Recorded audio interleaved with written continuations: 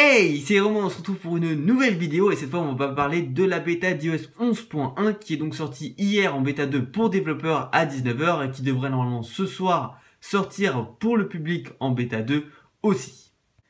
Alors, pour tous ceux qui n'auraient pas compris, c'est une bêta, donc c'est-à-dire que si vous êtes en 11.0.2 et que vous venez dans mise à jour logiciel, eh bien vous aurez ceci. Vous n'aurez pas la mise à jour d'iOS 11.1 et c'est normal, c'est une bêta. Donc si vous voulez le faire, il suffit d'aller sur le site d'Apple et de faire comme quoi vous voulez demander la mise à jour et vous installerez un profil pour installer la bêta. Mais je vais vous dire vers la fin de cette vidéo si je vous conseille ou non de le faire.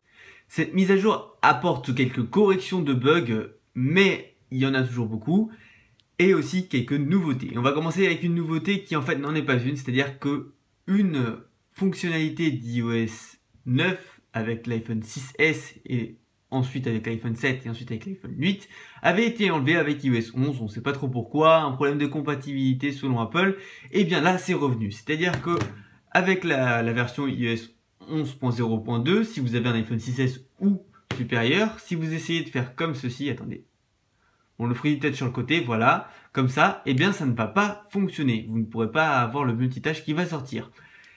Mais là, avec iOS 11.1, c'est de nouveau disponible. Donc, bon, là, c'est un iPhone 6, donc je peux pas le faire. Mais c'est de nouveau disponible et on peut à nouveau, si on a un iPhone compatible avec 3D Touch, refaire le multitâche comme ça. Bon, ça a un peu changé l'animation. Là, c'est pas le 3D Touch, ne vous inquiétez pas. Mais l'animation a un peu changé, mais ça fait quand même plaisir de revoir cette fonctionnalité qui était quand même un truc assez cool et beaucoup de gens s'y étaient habitués. Et le fait que ça disparaisse, c'était pas forcément cool. Et bien là, Apple l'a remis comme promis. Ensuite, la nouveauté suivante, c'est les emojis. Alors oui, il y en a beaucoup des nouveaux emojis. Je crois 56, même si là, bon, il n'y en a pas 56, mais j'ai été quand même essayer de répertorier à peu près tous ceux que j'ai trouvé nouveaux. Et honnêtement, je me suis arrêté au niveau de la nourriture, puisque le reste, après, je les connais pas vraiment. Et même en comparant, j'en trouvais pas de nouveaux. Et surtout que c'est pas les plus intéressants. Ceux qui nous intéressent le plus, on est d'accord, c'est ceux de la ligne du haut. Donc je vous laisse les regarder ici. On a quand même un bon petit choix de nouveaux et la plupart sont vraiment pas mal. Ouais, la plupart sont vraiment pas mal. Après on a ici des trucs un peu fantastiques, on va dire. Donc je sais pas vraiment ce que c'est ce truc. Un magicien, bon, un elfe, ok. Vampire, femme et homme. Le zombie, femme et homme. Le génie, sirène, femme et homme des deux côtés, et aussi la fée, femme et homme, je crois. C'est assez petit, donc je sais pas trop. Après, on a aussi la femme qui tient son bébé. Donc on a la femme enceinte avec déjà depuis un petit bout de temps, mais là on a la femme qui tient le bébé, c'est nouveau. Et aussi c'est de là des personnes qui sortent de la douche, on dirait. Ouais, c'est ça, des personnes qui sortent de la douche. Et voilà, donc c'est pour les emojis personnes, c'est tous ceux que j'ai vus. Et on a aussi le petit hérisson, donc ça c'était attendu. Je sais pas trop pourquoi, mais beaucoup de gens en parlaient du petit hérisson. Et maintenant il est enfin disponible et on a ces trois là aussi pour la nourriture, chinoise ou japonaise si je me trompe pas. Désolé si je me trompe, j'en mange pas donc voilà. Et bref, donc du coup ces emojis là je vous laisse regarder, voilà, ils sont sympathiques. Et ouais, surtout la ligne du haut, moi c'est celle que je préfère et celle que je vais sûrement utiliser avec iOS 11.1 quand il sortira. Et justement, iOS 11.1, quand est-ce qu'il va sortir, Romain? Eh bien, je pense qu'il va sortir le 3 novembre ou un petit peu avant. C'est-à-dire que le 3 novembre, on va voir l'iPhone X qui va être disponible à l'achat dans les magasins, tout ça est sur le site. Bref, ceux qui auront précommandé vont recevoir leur iPhone X et il aura normalement iOS 11.1.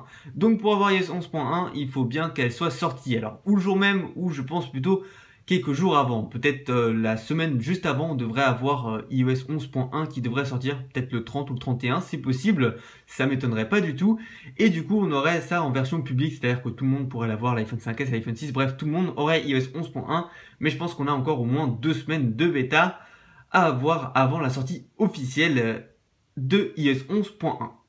Et pour finir cette vidéo, je vais vous dire si c'est une bonne idée ou non d'installer, et ma réponse est non. Alors, si vous avez plusieurs appareils et que c'est sur un autre appareil qui n'est pas votre téléphone personnel comme moi ici, alors là, oui, installez-la.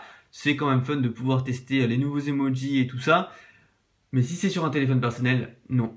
Honnêtement, non. Parce que là, ça se voit pas trop, mais il y a quand même vraiment beaucoup de bugs. Alors, il y en a quand même vachement qui ont été corrigés avec cette deuxième bêta. Mais la bêta 1, c'était insupportable. Le téléphone, j'ai quasiment pas utilisé. Je pouvais même pas faire de test parce que des fois, il plantait totalement. Et avec la bêta 2, il y a des mieux, mais c'est pas encore ça. Il y a quand même pas mal de bugs. Après, il y en a quand même beaucoup moins, donc vous pouvez l'installer, mais c'est pas un truc que je recommanderais trop sur un téléphone personnel. Je pense que c'est mieux d'attendre la version qui va sortir, la version finale, où il y aura quand même beaucoup moins de bugs. Et normalement, il devrait y avoir la correction du bug du clavier, tout ça. Enfin bref, les bugs d'iOS 11 que vous avez, vous, en iOS 11.0.2, eh bien il devrait être corrigé en 11.1 en version finale en tout cas. Donc je vous conseille d'attendre la version finale. Il y aura sûrement 11.0.3 qui devrait sortir avant. Dans ce cas-là, il devrait y avoir des petits correctifs et tout ça qui serait appliqué aussi à iOS 11.1 en bêta. Mais honnêtement, je vous conseille d'attendre iOS 11.1 à la date à laquelle je pense qu'elle va sortir. Voilà, c'était Romain, j'espère que cette vidéo vous a plu. Si c'est le cas, n'hésitez pas à mettre un petit like et à vous abonner à la chaîne si ce n'est pas déjà le cas. Et nous, on se retrouve dans une prochaine vidéo. Ciao!